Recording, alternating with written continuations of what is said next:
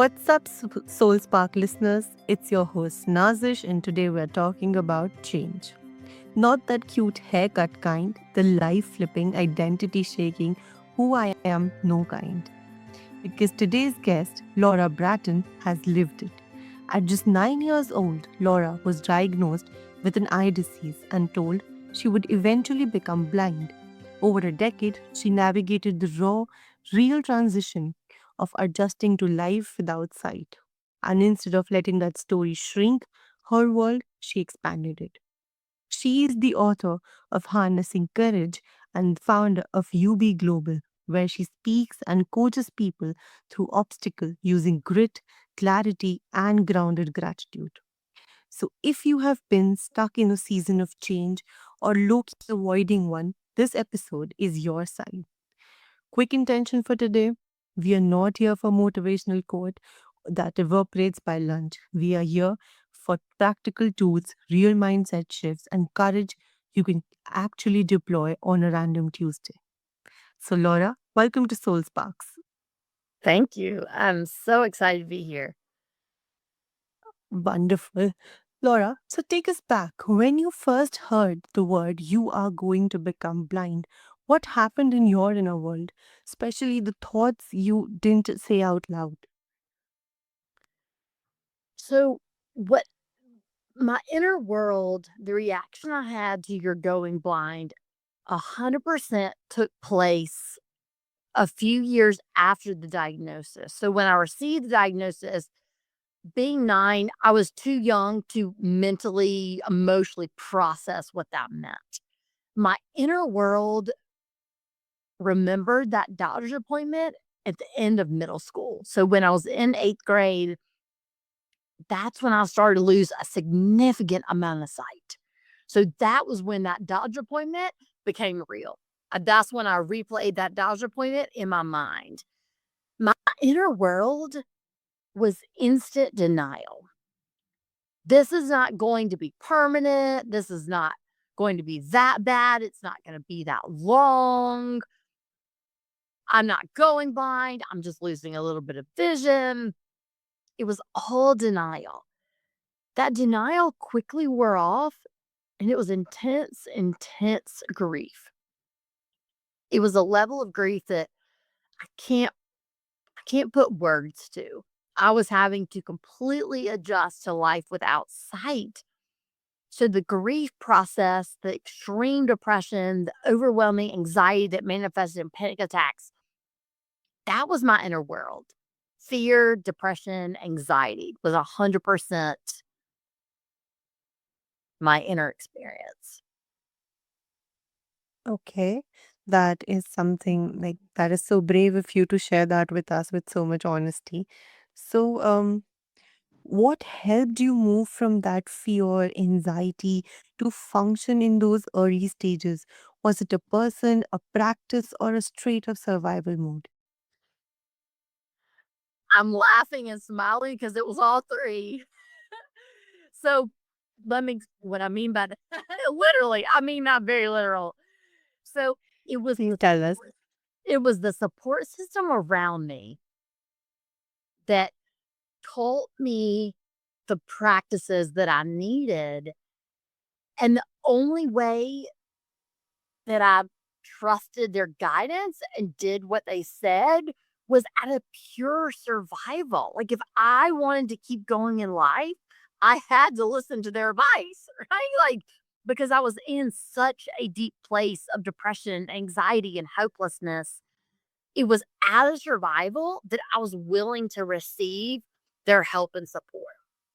So, just a practical example of what I mean by that, where I was so overwhelmed by the future and all that the future was going to be, my parents would remind me every day, or all we need to focus on is the present moment. So they taught me the gift of living in the present rather than being overwhelmed by the future.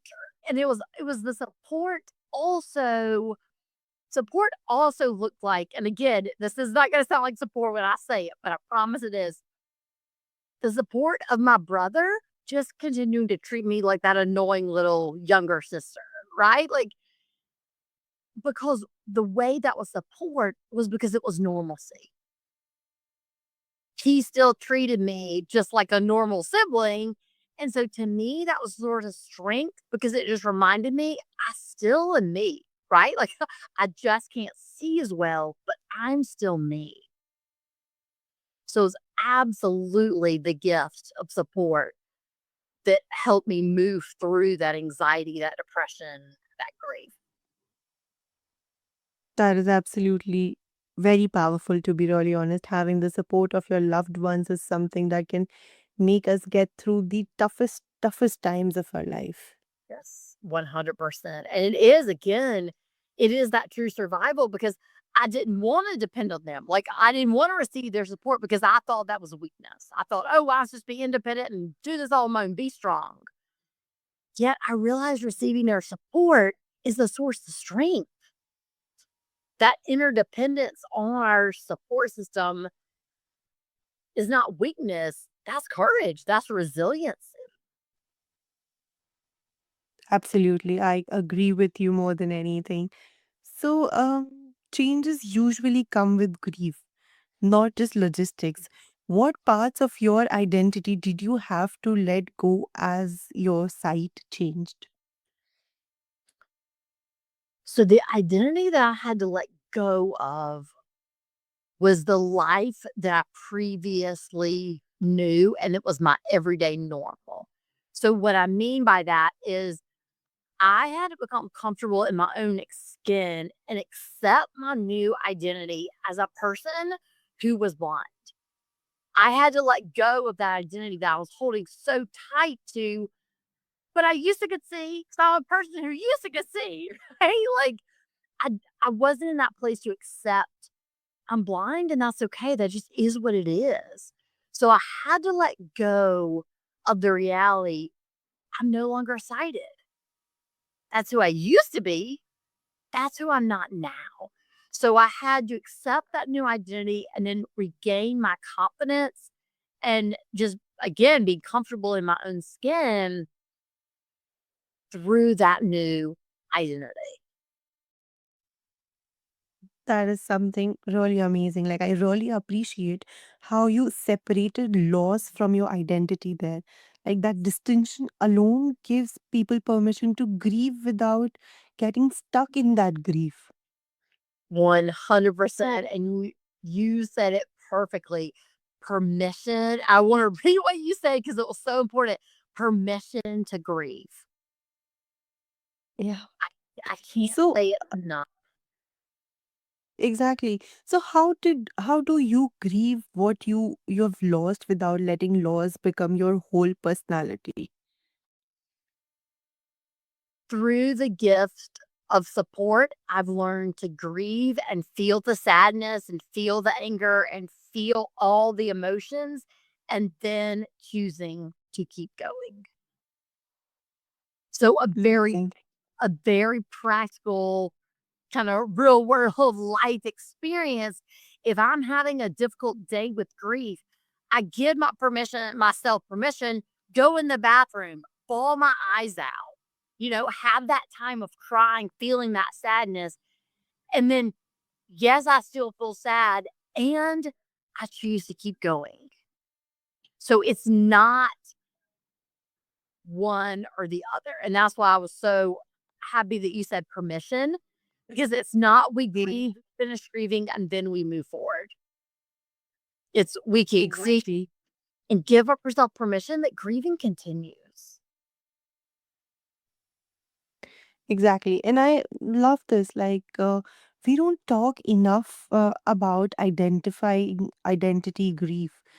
People just rush to say, stay positive, when sometimes the most honest in yeah, it's just always like, you stay positive, we're going to do this, and it's just that and this. But you talking about it and, separation of that identity from your grief, it's really important. Is yes, because the positivity covers up our grief, right?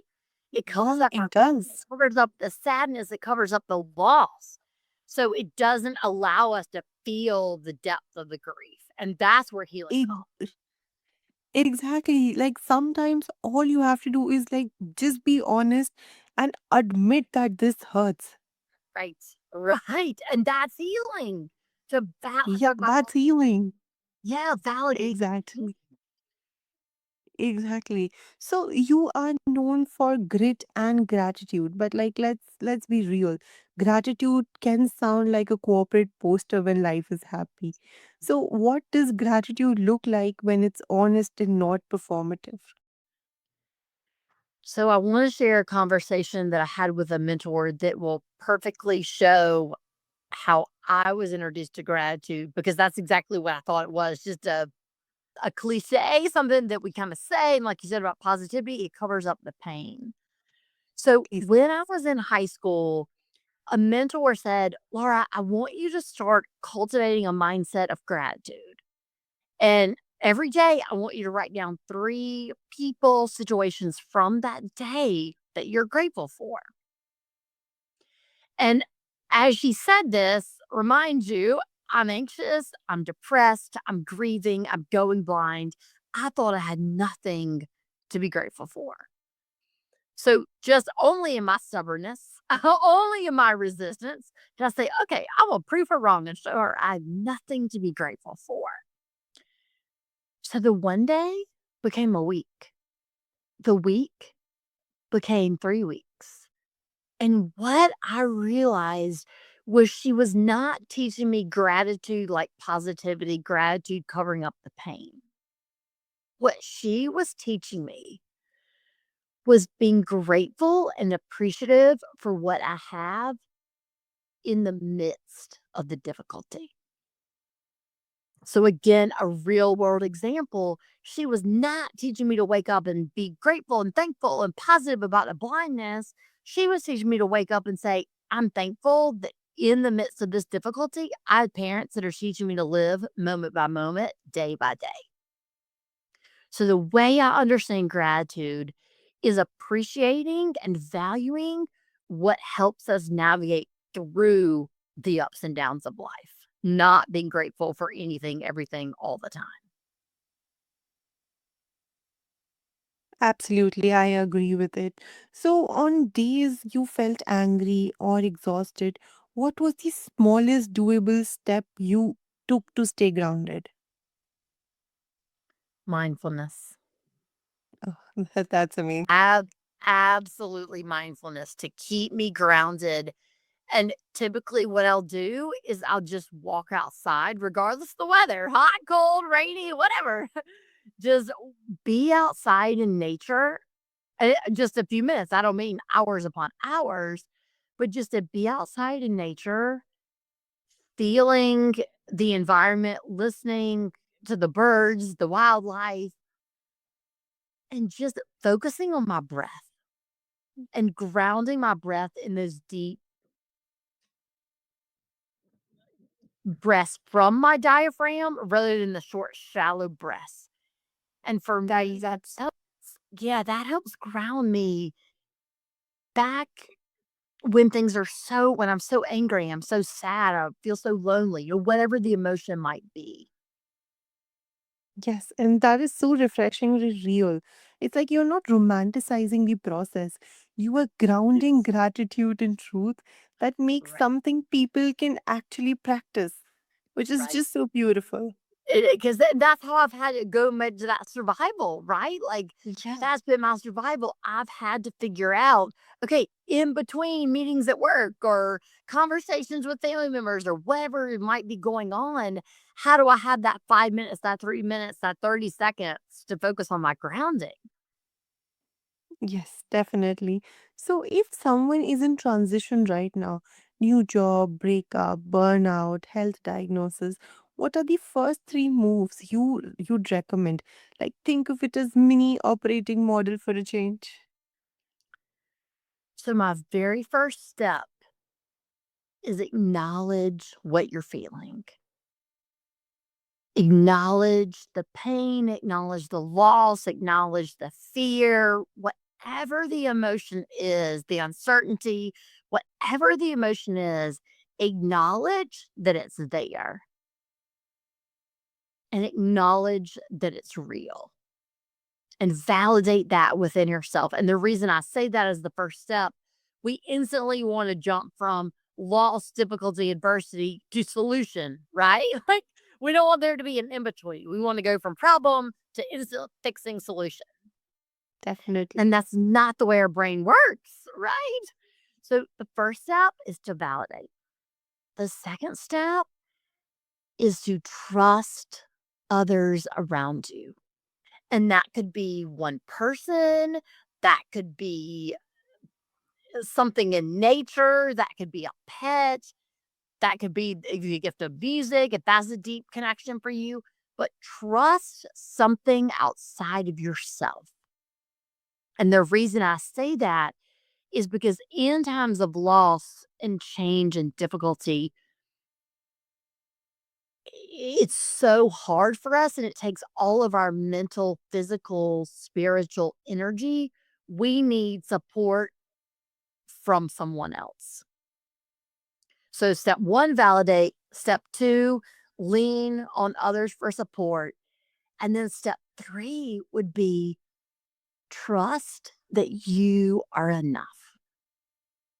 That even in the loss, even in the uncertainty, even in the fear, even in the panic attacks, even in the recent diagnosis, even in the doctor's appointment, you as a human are enough. Very beautifully said. Like, trust me, this is absolutely, and it's beautiful and it is so practical. It's like you're giving a structure without stripping away humanity, which is exactly what people needs when everything feels uncertain. 100%, because we need the gift of humanity. Again, you said it perfectly. Like, we need humanity. Yes, we do. And the validation that you talked about, some days it can just make a sad day better. Yes. Yes. 100%. Yeah.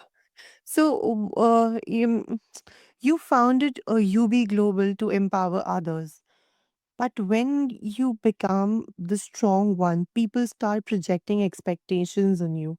How do you lead and serve without burning out? And this is going to sound cliche, but I promise I mean it, and I'll give practical examples. I don't burn out by leaning on the grit and the gratitude. I don't burn out by following the 3 steps I just gave you. So on the day where I'm having a difficult day, I'll pick up the phone and call my best friend and say, "I just need you to listen as I cry. I just need you to listen as I let out all my anger," right? Like, don't give me a solution. Don't fix it for me. I just need you to listen to my pain today. Just hold this space. And again, for me, it's how I get restored is being out in nature. So going on hikes, just sitting outside on a sunny day, that's how I get renewed. I combine my words, renewed and restored. So for me, it's literally living into the grit and the gratitude. That is amazing. And I really want to acknowledge this that it takes a lot of self awareness to lead from service and protect your own energy. And Yes. that balance does not come automatically. So, Absolutely. so what boundaries or non negotiables protect your energy, especially when your mission is so heart led? So the boundaries that I deeply have in place is having that lifestyle of eating well, exercising, focusing on my sleep, and not, I say lifestyle because it's not like a 6-week diet plan, right? It's not like, okay, I'm going to exercise for 3 months and then not focus on it. But integrating healthy eating, daily exercise, and focusing on the healthy sleep, having that as part of my everyday routine, that helps me to keep those boundaries so that I know I'm getting tired. I need to stop, right? Like I'm getting overwhelmed. I need to stop. So having that daily structure definitely helps me keep the boundaries, the healthy perspective so that I can serve others, right? Because if I'm not in a healthy place, I'm not good to myself or anyone, right? So keeping those in place very much helps keeps me in balance. Perfect. That's like such a brilliant and perfect advice, and I feel like all my listeners listening in right now would feel so connected and so, you know, appreciated with whatever you have said today. Thank you. So, Laura, if anyone who's listening in right now wants to know more about your work, connect with you, how can they do so? Yes, definitely connect through my website. laurabratton.com has all the resources on my speaking, coaching, book. Connect with me through LinkedIn, email. It's all on the website. Amazing. I will make sure to include this link into the show notes so that many people can reach out to you. Thank you. All right, Soul Sparks crew, here's your mini challenge for the week. It's the 3, 2, 1 reset challenge. 3 minutes, write what's changing in your life. Just facts, no drama. Two truths, one thing you have lost and one thing you might gain. One action, the smallest step you can take in the next 24 hours, something you can actually complete. And then ask yourself, am I resisting change because it's unsafe or because it's unfamiliar? Those are not the same thing. And if this conversation sparked something in you, don't just vibe with it, operationalize it. Share this episode with one person who's in transition and needs a little light. And if you're listening, thinking, I am the only one struggling with change, you are not. You are human and you are allowed to rebuild. Laura, thank you so much for showing us what courage looks like when it's lived, not just said. And to our listeners, keep choosing the next right step, not the perfect one, just the next one. I am Nazish, and this is Soul Sparks. Catch you in the next episode.